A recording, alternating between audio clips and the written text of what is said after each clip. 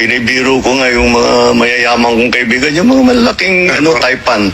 Sabi ko, naiingit ako sa inyo dahil kahit napakalaki ng korporasyon ninyo, nahawak ninyo, pagka inutos ng CEO, ng boss, tapos na. Apo.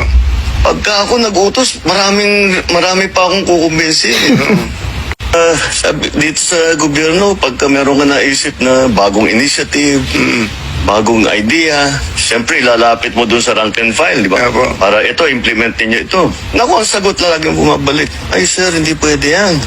Baka makuha kami. Baka... Yung mga mayaman, pay your taxes. I will be announcing formally, because I would like to have the list completed. Lahat kayong mga milyonary mayaman dito sa Pilipinas, pay your taxes. Or I'll invite you for questioning. Eh, ganun na ang gusto ninyo. That's the way that you understand it. Payaman kayo ng payaman, milyonary. How do I collect the right taxes? You're cheating government. You're destroying the Filipino people. It won't happen during my watch.